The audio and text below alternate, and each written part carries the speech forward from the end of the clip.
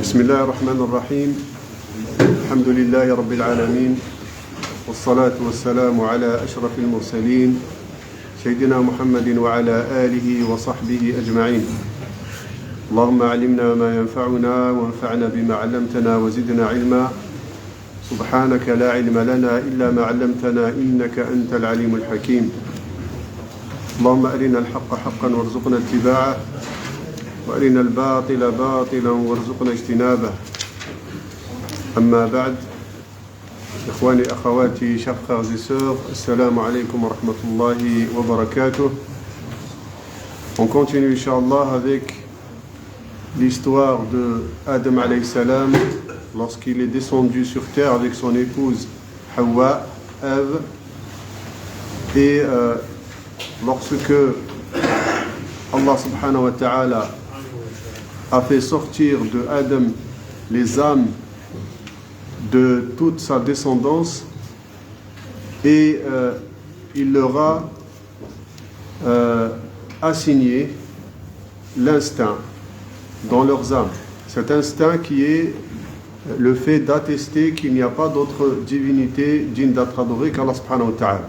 C'est-à-dire tous les êtres humains, dans leur fort instinct, connaissent leur Seigneur, connaissent Allah subhanahu wa ta'ala. Allah subhanahu wa ta'ala nous dit dans le Coran وَإِذْ أَخَذَ رَبُّكَ مِنْ بَنِي آدَمَ مِنْ ظُهُورِهِمْ ذُرِّيَّتَهُمْ وَأَشْهَدَهُمْ عَلَىٰ أَنفُسِهِمْ أَلَسْتُ بِرَبِّكُمْ قَالُوا بَلَىٰ شَهِدْنَا أَنْ تَقُولُوا يَوْمَ الْقِيَامَةِ إِنَّا كُنَّا عَنْ هَذَا غَافِلِينَ.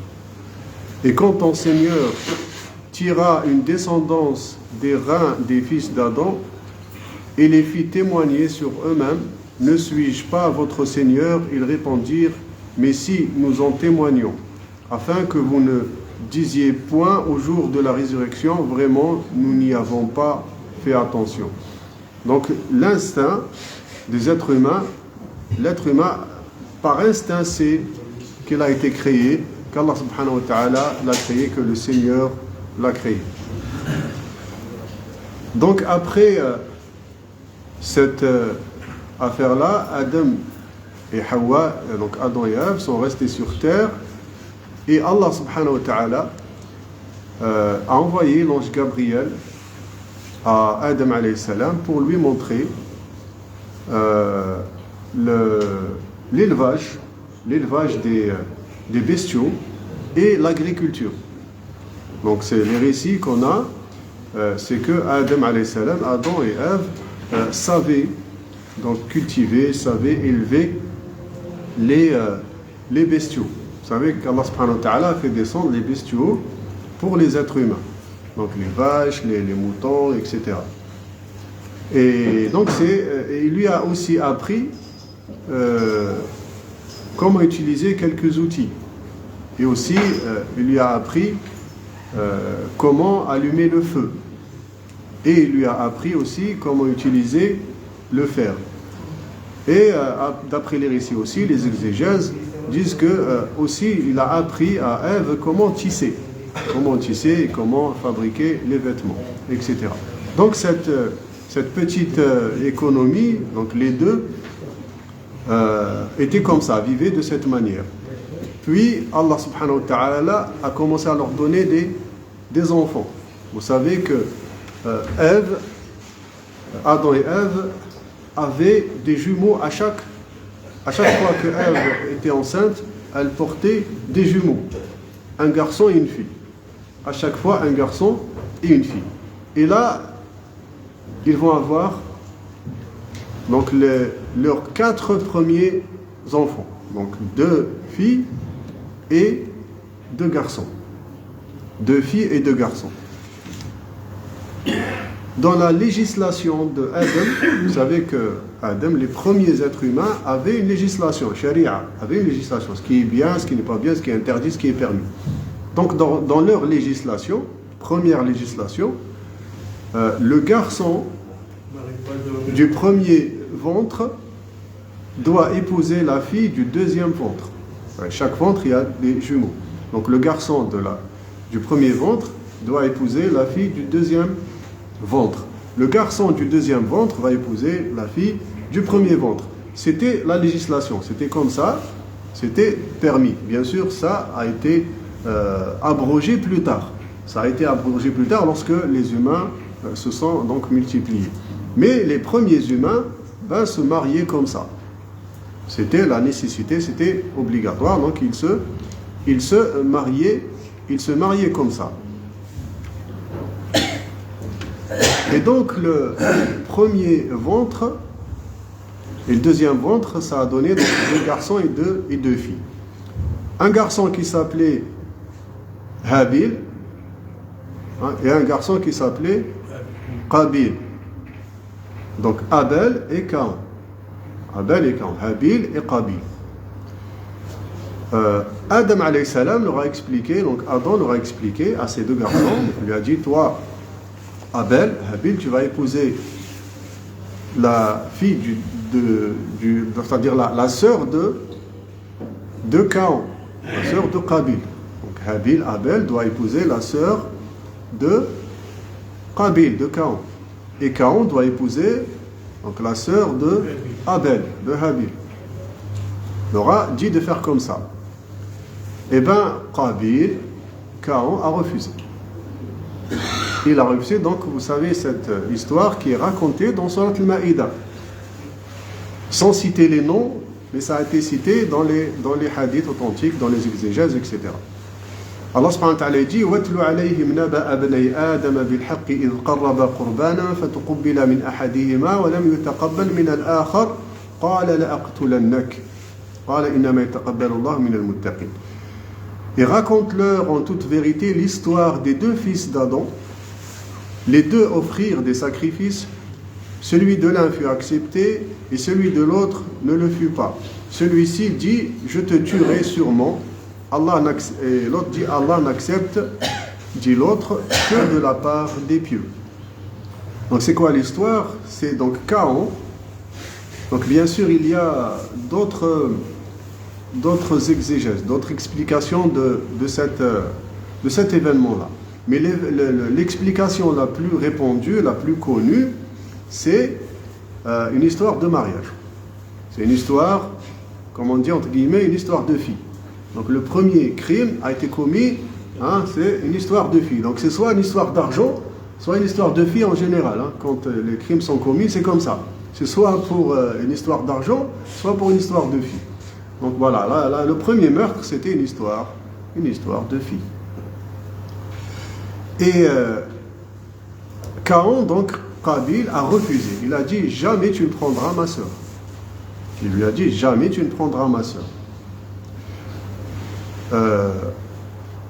Habil, donc Abel, a dit à Caïn « Mais c'est la loi d'Allah. C'est notre père Adam qui nous a donc ordonné ça. Il n'y a pas d'autre moyen de faire. » Et Caïn donc a catégoriquement refusé. Et là il lui dit « Si tu touches à ma sœur, je te tue. » C'est ça. Si tu touches à ma sœur, je te tue.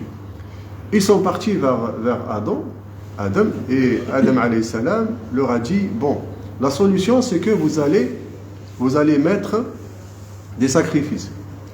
Donc à leur époque, et bien des générations plus tard, et bien dans des populations en fait, le signe pour qu'Allah subhanahu wa ta'ala accepte quelque chose, c'est de mettre une offrande, un sacrifice sur une montagne et d'attendre qu'un feu descende du ciel pour le consumer, pour le brûler. C'était le signe que l'offrande a été acceptée par Allah subhanahu wa ta'ala. Et aussi, les prises de guerre aussi, c'était comme ça. Ils faisaient avec les prises de guerre, ils mettaient les prises de guerre sur une montagne et ils attendaient que le feu vienne consumer, vienne brûler ces offrandes-là. Et donc Adam leur dit, alors pour séparer entre vous, si toi tu as raison et toi tu as raison, chacun d'entre vous va faire une offrande, va mettre un sacrifice sur une montagne, il va attendre. Celui qu'il va être consumé par le feu qui descend du ciel, c'est sa parole qui va passer. Donc Abel, qui était lui, qui est éleveur de moutons, il élevait en fait les bestiaux, a choisi la meilleure bête. meilleur agneau, la meilleure bête, et l'a mis au-dessus d'une montagne. Qabil, Caïn, Qabil, était lui agriculteur. Lui, il semait les graines, il cultivait le blé, etc. Il a pris le plus mauvais choix, la plus mauvaise qualité, et l'a mis sur une montagne. Donc le feu est descendu, a pris le sacrifice de qui? De Abel, de Habil. Et donc, Adam leur a dit, c'est la loi d'Allah subhanahu wa ta'ala, donc Abel doit épouser la sœur de Caïn. Mais Caïn ne voyait pas ça de cet œil. Il lui a dit, je vais te tuer. Et puis Abel lui répond, لئن بسطت إلي يدك لتقتلني ما أنا بباسط يدي إليك لأقتلك إني أخاف الله رب العالمين. Et donc Abel dit à son frère Caïn, qui le menace de le tuer, il lui dit, si tu étends vers moi ta main pour me tuer, moi je n'étendrai pas vers toi ma main pour te tuer, car je crains Allah, le Seigneur de l'univers. إني أريد أن تبوء بإثمي وإثمك فتكون من أصحاب النار وذلك جزاء الظالمين. Je veux que tu partes avec le péché de m'avoir tué et avec ton propre péché. Alors tu seras du nombre des gens du feu. Telle est la récompense des injustes. فطوعت له نفسه قتل أخيه فقتله فأصبح من الخاسرين. Son âme l'incita à tuer son frère, donc son ego, je traduirais ça plutôt par l'ego, moi nefs, l'ego. Son ego l'incita à tuer son frère, il le tua donc et devient ainsi du nombre des perdants. Il a épié son frère jusqu'à ce qu'il s'endorme. Iblis vient maintenant apprendre, le Satan vient apprendre à Caïn comment tuer. Car il n'y a pas eu, pour l'instant, il n'y a que 6 êtres humains sur terre. Il n'y a pas de crime. Il n'y a rien du tout. Il n'y a ni vol, ni crime, ni rien du tout. Donc le premier crime qui a été commis, donc entre 6 personnes qui vivaient sur terre. Et Satan va apprendre à Caïn comment tuer son frère. Donc il a attendu qu'il dorme, il va prendre une grosse pierre, il va lui casser la tête. Donc il l'a tué. Il l'a tué, et après, il n'a pas su quoi faire du corps de son frère. Et là, Allah subhanahu wa ta'ala nous dit, فَبَعَثَ اللَّهُ غُرَابًا يَبْحَثُ فِي الْأَرْضِ لِيُرِيَهُ كيف يواري سوءة أخيه قال يا ويلتى أعجزت أن أكون مثل هذا الغراب فأواري سوءة أخي فأصبح من النادمين. Puis Allah envoya un corbeau qui se mit à gratter la terre pour lui montrer comment ensevelir le cadavre de son frère. Il dit, malheur à moi, suis-je incapable d'être comme ce corbeau, à même d'ensevelir le cadavre de mon frère.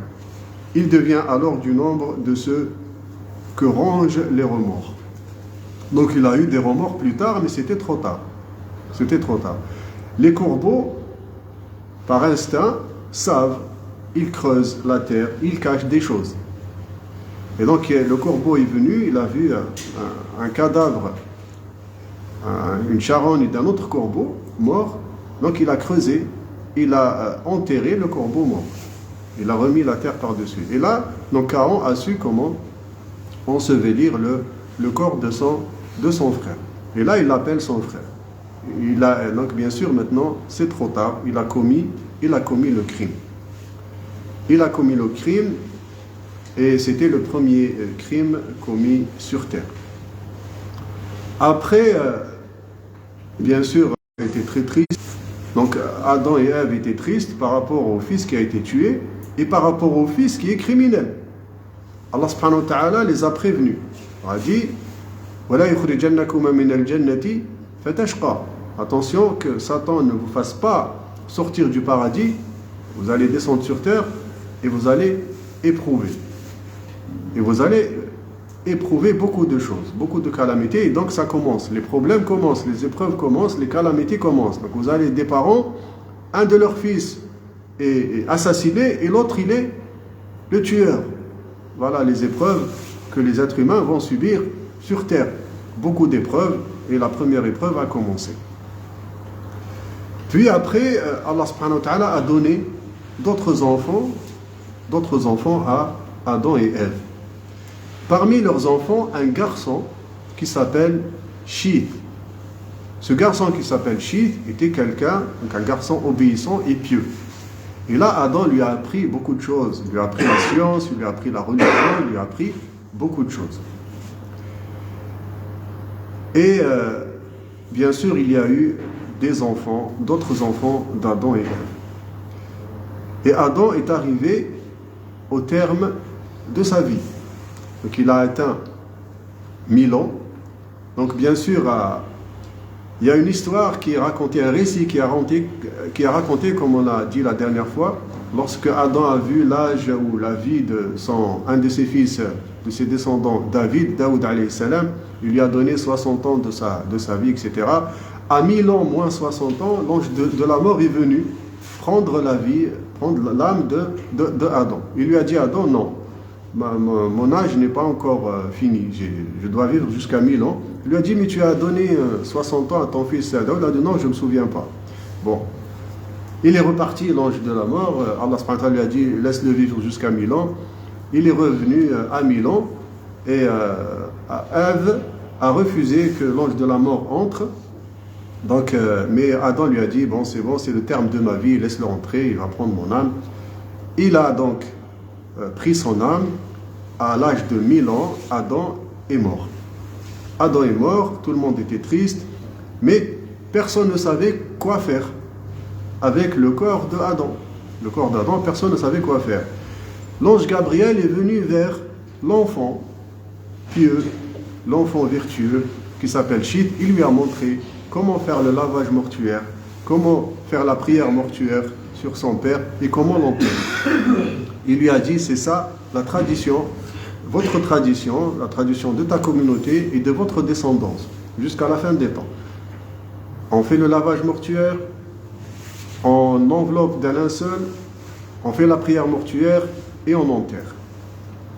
Donc voilà, Adam donc était mort et Shith, Caïn et les autres enfants d'Adam continuèrent de se multiplier. Il y avait deux communautés. La communauté de Shith avec sa descendance, ses enfants, et la communauté de Caïn avec sa descendance. La communauté de Shith était une communauté à peu près pieuse. C'est des gens qui commettent des péchés, mais pas les grands péchés, etc. Des gens qui étaient dans l'adoration, dans l'obéissance d'Allah subhanahu wa ta'ala. Et la communauté de Caïn était plus dans les péchés, etc. Donc il y avait deux sortes de communautés. Et comme ça, ils ont continué des générations après génération. Ils commettaient des péchés, se repentaient, commettaient des transgressions, mais pas d'associationnisme. Plusieurs générations, pas d'association.